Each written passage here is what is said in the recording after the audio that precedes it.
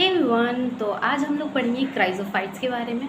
हम लोगों ने किंगडम प्रोटिस्टा के बारे में पहले पढ़ लिया था, जिसमें 5 सब डिविजन्स थे जो कि थे chrysophytes, dinoflagellates, euglenoids, slime moulds and protozoa. तो उसमें से आज हम लोग क्राइजोफाइट्स को कवर करने वाले हैं, जितना भी एनसीईआरटी में दे रखा है। तो सबसे पहला पॉइंट आता है कि ये फ्रेश वाटर भी होते हैं और मरीन भी होते हैं। अब फ्रेश वाटर क्या होता है और मरीन क्या होता है? मरीन वो जगह होती है जहाँ पे जो सॉल्ट की कॉन्सेंट्रेशन होती है वाटर में वो ज़्यादा होती है as compare to fresh water में। अब मरीन के एग्जांपल्स आप देखोगे तो आपको ज़्यादा अच्छे से पता चलेगा। मरीन के एग्जांपल्स हैं सी हो गया, हमारा ओशन हो गया। यहाँ पे जो सॉल्ट की कॉन्सेंट्रेशन होती है वाटर में वो ज़्यादा होती है as compare to fresh water. Fresh water के एग्जांपल है हमारे रिवर, लेक। अब आप खुद ही देखते होगे कि सी में कितना ज़्यादा सॉल्ट का कॉन्सेंट्रेशन होता है और फ्रेश वाटर जैसे कि रिवर हो गया, लेक हो गए, वहाँ पे सॉल्ट का कॉन्सेंट्रेशन कितना ही कम होता है। ठीक है। सेकंड पॉइंट है माइक्रोस्कोपिक। अब नेम से पता चल रहा है कि ये माइक्रोस्कोपिक है, मतलब माइक्रोस्कोप की मदद लग जाती है इनको देखने के लिए। इसी में ये लिखा है कि ये फ्लोट करते हैं वाटर करेंट्स के ऊपर। अब जब ये फ्लोट कर रहे हैं वाटर करेंट्स के ऊपर तो इनको नाम दे दिया गया प्लैंकटन। अब ये प्लैंकटन जू प्लैंकटन भी होते हैं और फाइटोप्लैंकटन भी होते हैं। ये आप पढ़ोगे इकोलॉजी 12th क्लास में। ओके। थर्ड पॉइंट है ये मोस्टली फोटोसिंथेटिक होते हैं। अब फोटोसिंथेटिक है मतलब ये अपना खाना खुद से बनाते होंगे। ठीक है, जस्ट लाइक प्लांट्स।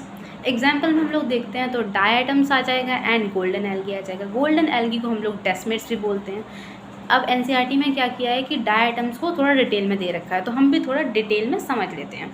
डायटम्स जो होते हैं वो 2 थिन मतलब पतली पतली ओवरलैपिंग शेल्स बनाते हैं, जिनको हम लोग क्या बोलते हैं? कुछ नहीं बोलते हैं, जिनको हम लोग basically diatoms 2 thin overlapping shells बनाते हैं जो कि सिलिका की बनी होती हैं। और जब ये सिलिका की बनी है इसलिए इनडेस्ट्रक्टेबल है, मतलब इनको तोड़ा नहीं जा सकता।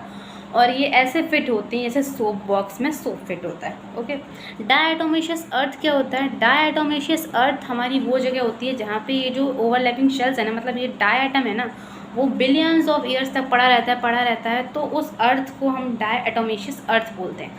अब वहाँ की जो सॉइल है वो ग्रिटी हो जाती है।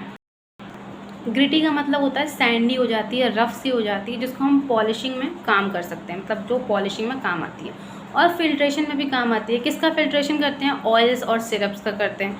लास्ट पॉइंट है कि जो डायटम है वो चीफ प्रोड्यूसर है ओशन के अंदर।